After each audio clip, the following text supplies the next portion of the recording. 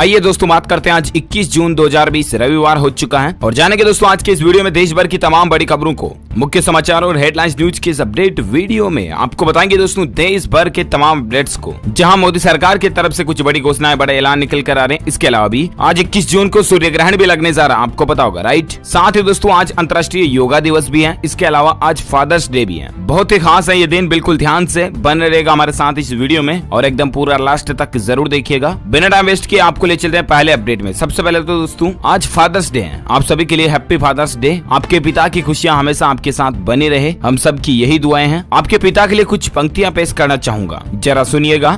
तो गौर फरमाना है। एक पिता सूरज की तरह होता है, वो गर्म जरूर होता है पर यदि न हो तो अंधेरा छा जाता है। जिंदगी में इस तरह चलना सिखाया कि जिंदगी की हर कसौटी पर आपको अपने करीब पाया। आज भी याद आते हैं बचपन के वो दिन जब उंगली पकड़ के मेरी आपने चलना सिखाया। आई लव यू पापा। वाकई में दोस्तों पिता का स्थान बड़ा ही महान होता है। अगर आप भी अपने पापा से सच्चा प्यार करते हैं तो दिल से इस वीडियो को लाइक जरूर करना, दबा के लाइक कीजिए फटाफट से और शेयर भी करना अपने दोस्तों के साथ फेसबुक और व्हाट्सएप पर। अच्छा, मैं आपको एक चीज और बताना चाहूंगा कि हर साल जून के महीने में क्यों फादर्स डे मनाया जाता। तो सबसे पहले दोस्तों इसकी शुरुआत 19 जून 1910 को हुई थी। सोनेरा डोड नाम की एक नन्ही सी जान बच्ची थी जिनकी माँ का देहांत हो गया था। उनके पिता विलियम स्मार्ट ने उनको अपनी माँ की कमी कभी महसूस नहीं होने दी, हर समय उनको माँ का प्यार दिया। और जब वो बड़ी हुई तो उन्होंने अपने पिता के नाम पर एक स्पेशल डे रखने का फैसला किया और 19 जून 1910 को पहली बार फादर्स डे मनाया गया। और उसके बाद 1924 में अमेरिकी राष्ट्रपति केल्विन कोली ने फादर्स डे पर सहमति दी। तो ये कुछ वजह है। अच्छा, इसके अलावा आज एक और खास दिन है दोस्तों, अंतर्राष्ट्रीय योगा दिवस। और ये तो सबसे अच्छी बात है, भारत के लिए बड़े ही गौरव की बात यूं है कि योग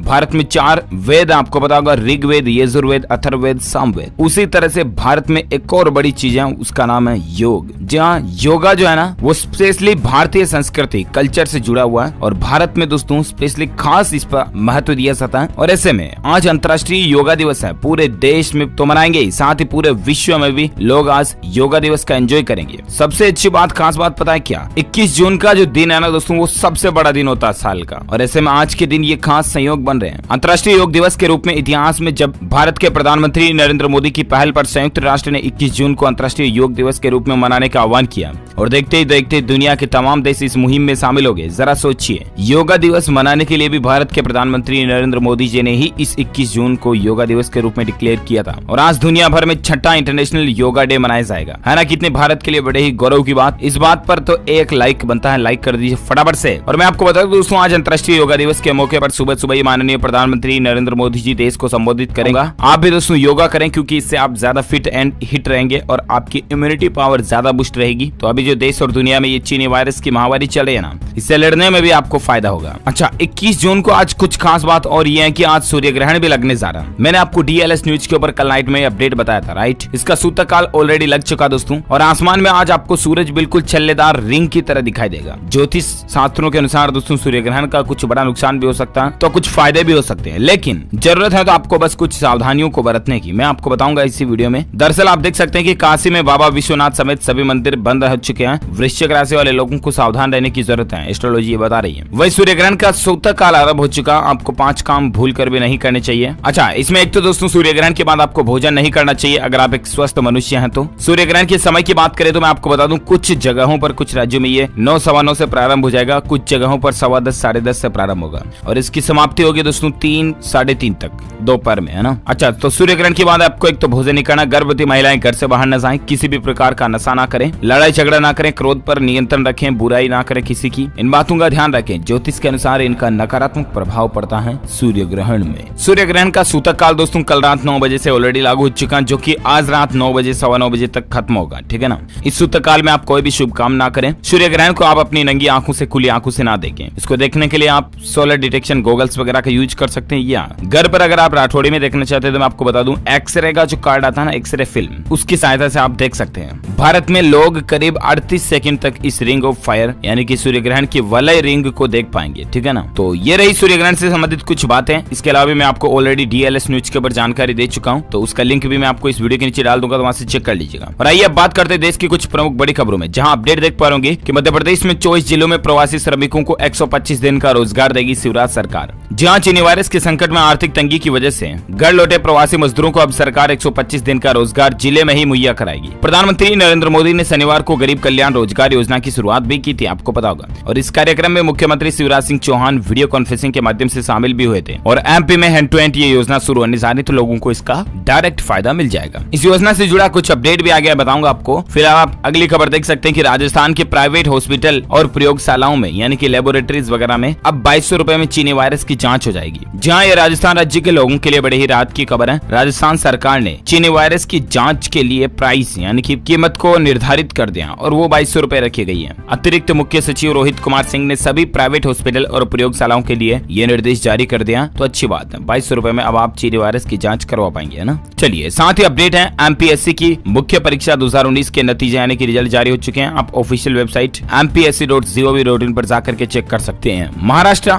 लोक सेवा आयोग यानी कि MPSC की, है ना। चलिए साथ ही अपडेट देख पा रहे कि उज्ज्वला स्कीम के ग्राहकों को मिल सकती है बड़ी राहत, फ्री में खरीद सकेंगे LPG सिलेंडर। जी हाँ दोस्तों, आप ये सोच रहे होंगे कि आखिर फ्री में LPG सिलेंडर कैसे मिलेगा, है ना। तो इसको लेकर देखिए जरा, समझिए इस अपडेट को, ठीक है। उज्ज्वला योजना का नाम तो आपने सुना होगा, PM मोदी जी ने शुरुआत में शुरू की थी, फ्री गैस सिलेंडर वगैरह बांटे थे, राइट। अब इस योजना के तहत LPG कनेक्शन मिलने वाले ग्राहकों को चीनी वायरस के संकट के बीच बड़ी राहत मिल सकती है, क्योंकि सूत्रों के मुताबिक दोस्तों तेल कंपनियां EMI डेफरमेंट स्कीम की मियाद अगले 1 साल तक बढ़ा सकती हैं, जो कि इस साल जुलाई 2020 में खत्म हो रही है। इसका मतलब ये हुआ कि अगले 1 साल तक उज्ज्वला योजना के ग्राहक जो LPG सिलेंडर खरीदते हैं उनको भी EMI की कोई भी राशि तेल कंपनियों को देने की जरूरत नहीं होगी। सीधा मतलब ये कि उज्ज्वला योजना में आप एज ए फ्री में गैस सिलेंडर 1 साल तक और पा पाएंगे, है ना। हालांकि दोस्तों सरकार इस पर विचार जरूर बना रही है, लेकिन फिलहाल गवर्नमेंट की तरफ से ऑफिशियली कोई प्रेस नोट वगैरह जारी नहीं किया गया। तो अपडेट आएगा तो मैं आपको बताऊंगा जरूर DLS न्यूज के ऊपर। फिलहाल आप अगली खबर में बात करें दोस्तों आज के ताजा चीनी वायरस के आंकड़ों को लेकर देख पा रहे कि पिछले 24 घंटों में अमेरिका ब्राजील के बाद सबसे ज्यादा संक्रमित मामले ही भारत में ही मिले हैं। जी हाँ, महाराष्ट्र में भी एक दिन में रिकॉर्ड तोड़ 3874 नए मामले देखे गए। अब तक दोस्तों महाराष्ट्र समेत भारत के कुल राज्यों में तकरीबन 4,11,000 से भी ज्यादा केस हो चुके हैं। बड़ी खबर आप देख सकते हैं, देश में चीनी वायरस से जान जाने वाले लोगों की संख्या का आंकड़ा भी 13,346 तक पहुंच चुका है। एक दिन में आज और 377 लोगों की जान गई। महाराष्ट्र में 160, दिल्ली में 77 मरीजों ने दम तोड़ा। मध्य प्रदेश में जान जाने वाले लोगों का आंकड़ा 500 के पार पहुंच चुका है। ये भारत का कुछ ग्राफ में रेशियो भी आप देख सकते हैं। वैसे दोस्तों भारत में पिछले 24 घंटों के टोटल आंकड़ों की अगर बात करें तो तकरीबन 15,000 16,000 तक नए संक्रमित केस देखे गए और उसके बाद टोटल संक्रमित लोगों की संख्या 4,11,000 से भी ऊपर हो चुकी है, जिसमें से कितने एक्टिव हैं 170 के लगभग एक्टिव हैं, 228 के लगभग रिकॉर्ड भी हो चुके हैं और जान जाने वाले लोगों की संख्या का आंकड़ा 13,000 के पार पहुंच चुका है। तो भारत में भी दोस्तों आंकड़े लगातार दिनों दिन बढ़ते जा रहे हैं। प्लीज आप सावधानी रखें, अपने खुद का और परिजनों का, छोटे बच्चों बड़े बुजुर्गों का खास ध्यान रखें। चलिए और चीनी वायरस को लेकर एक खबर देख सकते हैं दोस्तों की ऑस्ट्रेलिया में फिर से लॉकडाउन लगा दिया गया है। विश्व में जान जाने वाले लोगों की संख्या का आंकड़ा 4.5 लाख के पार पहुंच चुका है और अब तक दोस्तों दुनिया भर में 86 लाख 87 लाख के समथिंग संक्रमित हो चुके हैं, जिसमें से 4.5 लाख तो खत्म भी हो चुके हैं। ये मसला चल रहा दुनिया भर में। और इसी बीच अपडेट है दोस्तों की भारत में clean and clear fairness products की बिक्री को बंद करेगी जॉनसन एंड जॉनसन कंपनी, जो कि बेबी पाउडर वगैरह बनाती है ना, वो कंपनी ये बंद करने जा रही है। और इसी बीच अपडेट है कि अगर आपकी आंखों का रंग बदले तो भी सावधान हो जाइए, क्योंकि आप चीनी वायरस के शिकार हो सकते हैं, जहां यकीन करना मुश्किल होता है, राइट। लेकिन आपको बता दें कि चीनी वायरस पर हाल ही में वैज्ञानिकों की एक नई स्टडी सामने आई है और इसके रोजाना नए नए लक्षण भी सामने आ रहे हैं। और इसके लक्षणों में सिम्टम्स में एक सिम्टम ये भी शामिल हो चुका है कि अगर आपकी आंखों का रंग बदल रहा है तो ये चीनी वायरस का लक्षण हो सकता है। आपको जरूर अपने नजदीकी डॉक्टर क्लिनिक पर संपर्क करना चाहिए। दरअसल कनाडा के नेत्र विज्ञान के एक जर्नल में प्रकाशित अध्ययन में बताया गया दोस्तों की आंख का रंग बदलना या गुलाबी हो जाना चीनी वायरस का लक्षण हो सकता है और इसीलिए प्लीज सावधान रहें, है ना। चलिए साथ ही अगले अपडेट में बात करें दोस्तों आज के सराफा बाजार में सोने चांदी और पेट्रोल डीजल के रेट को लेकर क्या अपडेट है। तो बड़ी खबर देख पा रहे कि 48,000 के पार पहुंच चुका सोने का भाव। चांदी में भी 150 रुपए का उछाल देखा गया और उसके बाद अभी दोस्तों सोने का भाव 144 रुपए की तेजी के साथ 48,334 रुपए प्रति 10 ग्राम चल रहा। और वहीं चांदी की बात करें तो 150 रुपए की तेजी के साथ 49,160 रुपए प्रति किलोग्राम तक पहुंच गई है। सोने में जो बढ़ोतरी है 280 है ना कि 144, ठीक है ना। चलिए अगले अपडेट में बात करें आज के पेट्रोल डीजल की रेट को लेकर तो लगातार 14 दिन बढ़ोतरी जारी है। आज कितनी बढ़ोतरी हुई थी मैं आपको बता दूं। पेट्रोल की कीमत में 51 पैसे की बढ़ोतरी हुई, जबकि डीजल में 61 पैसे की बढ़ोतरी हुई है। और उसके बाद बेसिकली भारत में पेट्रोल और डीजल की रेट लिस्ट क्या चल रहे हैं अलग अलग जगहों पर, तो आप स्क्रीन पर वीडियो को पॉज करके जरा देख सकते हैं। चलिए इसी बीच खबर है दोस्तों की तमिलनाडु के मुख्यमंत्री पलनीस्वामी जी ने ऐलान कर दिया दोस्तों की तमिलनाडु में 30 जून के बाद लॉकडाउन नहीं बढ़ेगा। आपको पता होगा तमिलनाडु की 4 जिलों में सख्त लॉकडाउन लागू किया हुआ है। तो ऐसे में दोस्तों तमिलनाडु के मुख्यमंत्री पलानीस्वामी ने कह दिया कि 30 जून के आगे लॉकडाउन नहीं बढ़ाया जाएगा। ये पब्लिक के लिए राहत की बात है। और इसी बीच बिग ब्रेकिंग न्यूज अपडेट है कि सावधान हो जाइए, आज से भारत पर साइबर अटैक कर सकता है चीन। आपके पास इस नाम से ईमेल भी आ सकते हैं। जहां दोस्तों मीडिया रिपोर्ट्स और संभावनाओं को देखे तो जानकारी के मुताबिक चीनी हैकर जो हैं वो इस साइबर अटैक के लिए जुट चुके हैं। भारत के 20 लाख ईमेल अकाउंट उनके निशाने पर हैं। निजी और वित्तीय ईमेल पर यह अटैक हो सकता है और ऐसे में आपको सावधान रहने की जरूरत है। आपके ईमेल बॉक्स में फ्री चीनी वायरस का टेस्ट कराएं, आप ये लॉटरी पाएं वगैरह वगैरह इस तरह की लुभावने ईमेल आ सकते हैं। तो जरा उनसे सावधान रहिएगा क्योंकि चीन जो है कुछ वायरस वगैरह और छोड़ सकता है। किसमें? कंप्यूटर फील्ड में।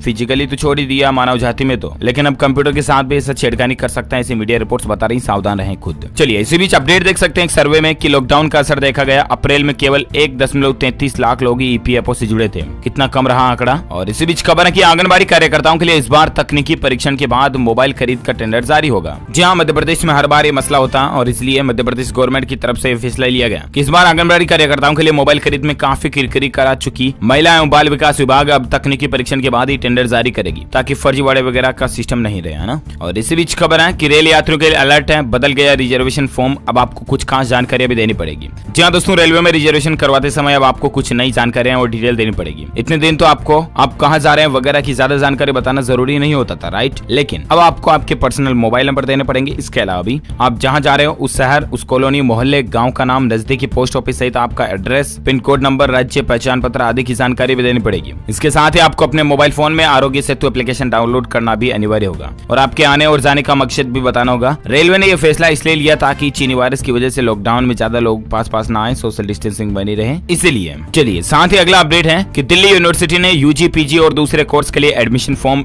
जारी कर दिए हैं। सब कुछ एडमिशन ऑनलाइन ही होंगे दिल्ली यूनिवर्सिटी में। अगर आप भी एडमिशन लेना चाहते हैं, ऑफिशियल वेब पोर्टल है www.du.ac.in पर जाकर के आप ऑनलाइन अप्लाई कर सकते हैं, ठीक है ना। चलिए साथ ही अपडेट है दोस्तों की चीनी वायरस के संकट के बीच राजधानी दिल्ली में मेडिकल कर्मचारियों की छुट्टियां रद्द कर दी गई है। तुरंत काम पर लौटने का उनको आदेश दिया गया। दिल्ली के मुख्यमंत्री अरविंद केजरीवाल की तरफ से सभी अस्पताल और चिकित्सा कर्मियों को तुरंत वापस बुलाए जाने का आदेश जारी किया गया है, जो छुट्टियों वगैरह पर गए हैं उनको भी। साथ ही अपडेट है दोस्तों की फ्रांस में फिर से मैदान पर खेल का आनंद उठा पाएंगे फैंस। इतने हजार दर्शकों को मिलेगी इजाजत। जी हाँ, आपको बता दें कि चीनी वायरस की वजह से खेलों पर प्रभाव पड़ा है। फुटबॉल, क्रिकेट वगैरह सब कुछ बंद चल रहा है, राइट। और इसी बीच अब दोस्तों धीरे धीरे कुछ कंट्री जो अपने खेल के स्टेडियम को खोलने जा रही है और ऐसे में फ्रांस में 11 जुलाई के बाद फिर से दर्शकों के लिए स्टेडियम को खोला जाएगा। बीबीसी की रिपोर्ट्स के मुताबिक फैंस के लिए फिर से स्टेडियम खुलने के बाद 5000 दर्शकों को स्टेडियम में मैच देखने की इजाजत होगी। बाद में दर्शकों की संख्या बढ़ भी सकती है, फिलहाल 5000 है ना। और इसी बीच खबर है कि चीनी सोशल साइटों ने प्रधानमंत्री नरेंद्र मोदी का भाषण और विदेश मंत्रालय की टिप्पणियों को हटाया। जी हाँ दोस्तों, प्रधानमंत्री नरेंद्र मोदी जी के 18 जून को मुख्यमंत्रियों के साथ जो बैठक के दौरान दिया गया भाषण था, जिसमें चीनी घुसपैठियों को और चीन के बारे में जो चीन फालतू के काम करता है उनको भारत ने डटकर चेतावनी दी थी। उन भाषण को चीन ने अपनी सोशल मीडिया साइटों से हटा दिया, वो भी 2 साइटों से। भारतीय दूतावास के अधिकारियों ने यहाँ कहा कि दोस्तों विदेश मंत्रालय के प्रवक्ता की टिप्पणियों को भी डिलीट कर दिया गया। यह कदम सोमवार को पूर्वी लद्दाख की गलवान घाटी में भारत और चीनी सेनाओं के बीच हुई झड़प के बाद देखा गया, जिसमें 20 भारतीय सैनिक आपको बताओ शहीद हुए। लेकिन दोस्तों चीन का यूं अपने ही सोशल मीडिया से इस कंटेंट को डिलीट करना क्या कहता है पता है? इसको कहते हैं असली खौफ, डर, दहशत, जो कि चीन में साफ साफ झलक रही है। इसलिए तो चीन ने अपने वहां के सोशल साइटों से प्रधानमंत्री जी के भाषण को डिलीट किया। चलिए साथ ही अगला अपडेट है दोस्तों की चीनी वायरस के चलते इस साल स्थगित हुई कांवड़ यात्रा। उत्तर प्रदेश के मुख्यमंत्री योगी आदित्यनाथ समेत 3 सीएम ने यह फैसला लिया है। कांवड़ यात्रा को इस साल रद्द कर दिया गया। इस साल यात्रा में करीब 5 करोड़ कांवड़िये शामिल होते हैं हर साल के लगभग, तो इस बार ये रद्द रहेगा सब कुछ। और इसी बीच खबर है दोस्तों की राजस्थान राज्य में अगले सप्ताह से 844 रूट पर रोडवेज की 1923 बसें दौड़ना शुरू हो जाएगी। सबकी बुकिंग ऑनलाइन होगी। लेकिन दोस्तों कुल मिलाकर के रोडवेज प्रशासन की तरफ से अब बसों को बढ़ाया जा रहा। ऑनलाइन ही आप RSRTC ऑनलाइन के जरिए टिकट भी बुक कर पाएंगे। और साथ ही अपडेट है कि अब शहीदों को आर्थिक मदद से भी बचने की तैयारी की जा रही है। विहिप ने हर भारतीय के खाते से ऑटो डेबिट का सुझाव दिया। जी हाँ दोस्तों, अगर सरकार विहिप का सुझाव मान लेती है तो एक ऐसा तंत्र स्थापित कर सकती है गवर्नमेंट, जिसमें खाताधारकों की एक बार सहमति मिलने के बाद हर बार जब भी हमारे देश में कोई जवान शहीद होगा ना, तो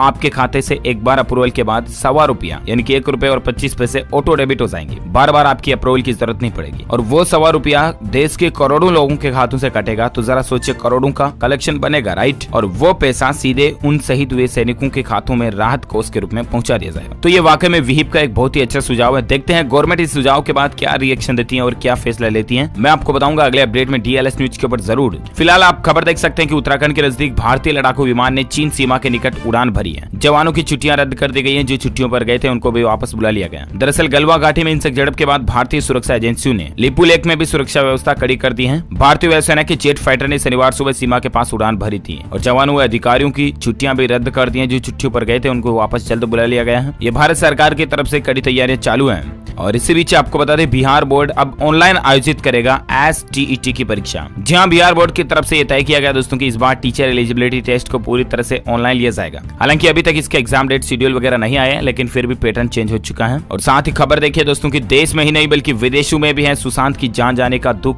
अब इस देश के विदेश मंत्रालय ने भी संवेदनाएं जताई है। जी हाँ, इजराइल के विदेश मंत्रालय ने सुशांत की जान को लेकर अपना दुख व्यक्त किया। विदेशों में भी कितने चहेते थे इनके, अंदाजा लगा सकते हैं आप। और इसी बीच खबर है दोस्तों की अंतर्राष्ट्रीय योग दिवस समारोह में भाग लेंगे नीदरलैंड के रक्षा मंत्री। भारत को धन्यवाद दिया उन्होंने। जहां नीदरलैंड के रक्षा मंत्री अंक बीजेलेवेल्ड यहां भारतीय दूतावास द्वारा रविवार को आयोजित किए जा रहे ऑनलाइन अंतर्राष्ट्रीय योगा दिवस समारोह में हिस्सा लेंगे। इस अवसर पर भेजे गए एक संदेश में बीजेलेवेल्ड ने भारत को योग जैसे उपहार के लिए धन्यवाद दिया और कहा कि नीदरलैंड की सेना पिछले 15 सालों से योगा कर रही है। तो ये भारत के लिए कितनी अच्छी और गौरव की बात है दोस्तों, आपको पता होगा। और इसी बीच राजधानी दिल्ली में बंद नहीं होगा होम क्वारंटीन की सुविधा का पैटर्न जो अभी चल रहा है वो 24 घंटे के अंदर ही LG को अपना फैसला बदलना पड़ा। जहां आपको पता होगा राजधानी दिल्ली में हाल ही में पिछले कुछ घंटों पहले फैसला बदला गया था कि होम क्वारंटीन बंद होगा, सबको आइसोलेटेड रखना पड़ेगा, हॉस्पिटलाइजेशन वगैरह वगैरह, राइट? लेकिन दिल्ली के मुख्यमंत्री ने कहा कि इससे व्यवस्थाएं और ज्यादा बिगड़ेगी, मरीजों की संख्या बहुत ज्यादा बढ़ेगी। इसलिए वापस होम आइसोलेशन वाली जो प्रणाली थी पहले उसको अभी लागू कर दिया गया है। और इसी बीच खबर दोस्तों की बिहार DCECE परीक्षा की फॉर्म भरने की तारीख को एक बार फिर से आगे बढ़ा दिया और अब नए नोटिस के अनुसार आप 28 जून 2020 तक अप्लाई कर सकते हैं। ऑफिशियल वेब पोर्टल पे आप देख सकते हैं। चलिए, साथ ही दोस्तों आपको पता होगा कल ही प्रधानमंत्री नरेंद्र मोदी जी ने बिहार राज्य से गरीब कल्याण रोजगार योजना की शुरुआत की थी, राइट? PM मोदी ने मजदूरों से कहा दोस्तों कि अब गांव में इतना काम मिलेगा लोगों को कि लोग कम पड़ जाएंगे। जहां दरअसल प्रधानमंत्री जी ने शनिवार को बिहार से इस योजना की शुरुआत की। उस दौरान खगड़िया जिले के बेलदौर पंचायत के तेलिहार गाँव से इस योजना की शुरुआत हुई और इस मौके पर प्रधानमंत्री जी ने तेलिहार गाँव के मुखिया और लॉकडाउन के कारण बाहर से आए मजदूरों से बातचीत भी की। एक राजमिस्त्री से बात करते हुए PM ने कहा दोस्तों कि अब गाँव में इतना अधिक काम होगा कि मजदूर कम पड़ जाएंगे। आपको हमने इस योजना के बारे में भी बताया था कि देश के कई राज्यों में ये योजना शुरू होने जा रही है और सरकार का मकसद है कि जो मजदूर अभी लॉकडाउन की वजह से खाली बैठे हैं, बेरोजगार बैठे हैं, उनको रोजगार मिले, काम धंधे मिले। इसीलिए सरकार ने ये योजना निकाली है। और आप इस योजना का कैसे फायदा ले सकते हैं, अगर आप ये सोच रहे हैं तो मैं आपको बता दूं कि इस योजना का अगर आप फायदा लेना चाहते हैं तो आपको अपने गाँव के सरपंच या मुखिया से मिलकर